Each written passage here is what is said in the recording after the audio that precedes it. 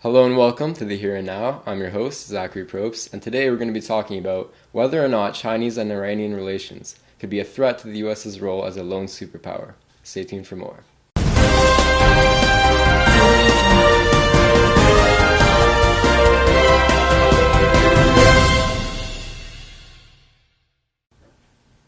With American global influence declining in recent years, there's a potential for a balance of power to be restored in the world, and the obvious candidate for this position is China.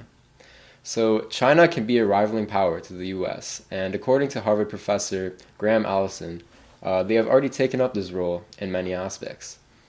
So, looking at this chart, we can see how China is already outclassing the United States in some key domains that are commonly associated with being a global superpower. So China has the largest middle class in the world, as you can see, as well as a strong lead in production capabilities when compared to the United States. The Americans are still dominating in categories such as military and GDP per capita, but China has been rising actively in both of those categories. Even with this evidence, some people still have doubts about China's rise to global power, mainly because of their history of being a very isolated nation. While it's true that historically the Middle Kingdom tended to keep to itself, in recent years, China has become increasingly active outside of its own borders. Vast Chinese infrastructure projects in Africa, as well as rapid acquisition of real estate in North America, show China's true intentions of becoming international. Even President Xi Jinping himself is quoted to have said, "It was time for China to become a mighty force that would lead the world on political, economic, military, and environmental issues."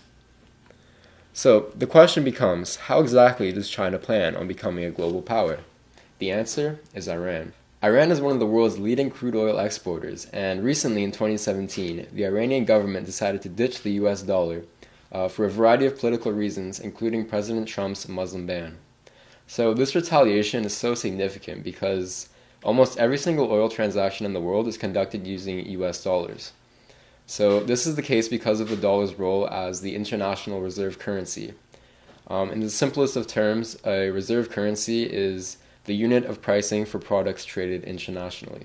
So, for example, if China wants to purchase oil from a country like Russia, China must first convert its yuans into American dollars and then give the dollars to Russia in exchange for the resource. Even though the United States had nothing to do with this hypothetical trade deal, they still benefited from being the middleman. As you can imagine, the United States gains a huge amount of what is essentially free money and free influence from the United States dollar being the world's reserve currency. So recently, China has had its eyes on challenging the American dollar and its reserve status, and doing so could be the biggest power play in the 21st century. I'll explain why in a minute. So, as you can see from this chart, the People's Bank of China and the CPC have been actively trying to increase the renminbi's global influence through internationalization of the currency. What this means is that all countries on this list now have billions of RMB in their national reserves, and transactions with China can now bypass the US dollar and be conducted solely in yuans. But in order to have a real chance at surpassing the dollar, the yuan will almost certainly need to be the go-to currency in oil trade. So, back to Iran. Iran and China are on very good terms. Recently, the two countries have agreed to increase trade between them by $600 billion in the next 10 years. Iran's strategic position allows for crucial European access in China's One Belt, One Road infrastructure project, and in return, Iran is receiving much-needed military technology and weaponry from China.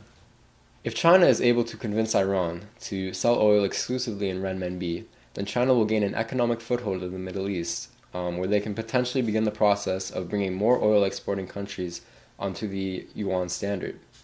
So as of right now, it would be incredibly risky for Middle Eastern governments to abandon the dollar because it is by far the most used currency in oil trade across the world. So, but the more countries that switch to the yuan, the easier it is for future governments to make the transition with confidence. So this is why Iran is so key to RMB influence, as Iranians could be the first to set off a chain reaction in global finance, destroying the petrodollar entirely. Saudi Arabia is suspected to be the second most likely country to make the change. Here's a brief clip from CNBC that explains what's happening. As of January, Russia, the world's second largest oil exporter, has agreed to price oil in yuan and to accept yuan for payments. The Chinese are lubricating this process with a futures contract for future oil priced in yuan backed by gold.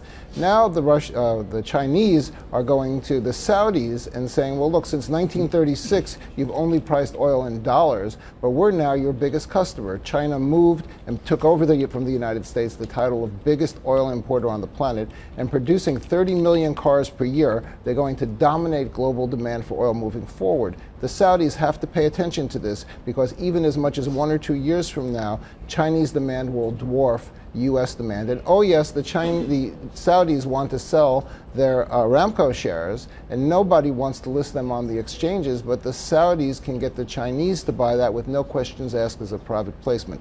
I believe that yuan pricing of oil is coming, and as soon as the Saudis move to accept it, as the Chinese will compel them to do, then the rest of the oil market will move along with them. Some experts believe that even if the yuan becomes the oil standard, the dollar will remain the world's reserve currency, simply because it is so established in the global economy that it is here to stay no matter what. The fact of the matter, however, is that countries simply want to make the most stable currency available to them function as the reserve currency. This is in order to keep the global economy from crashing unexpectedly like it did in 2009.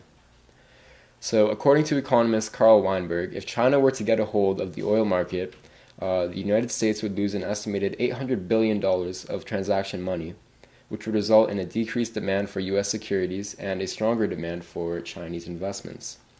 So, this destabilization of the dollar will undoubtedly cause the value of the USD to plummet along with it almost every country's financial reserves.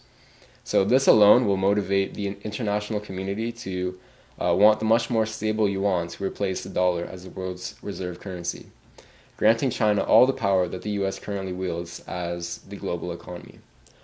China's rise to financial power starts with Iran, who is currently the deciding factor in whether or not Middle Eastern countries will abandon the dollar for the yuan. So, will Chinese-Iranian relations be a deciding factor in who rules the world? Only time will tell. I've been Zachary Probst. Thank you for watching.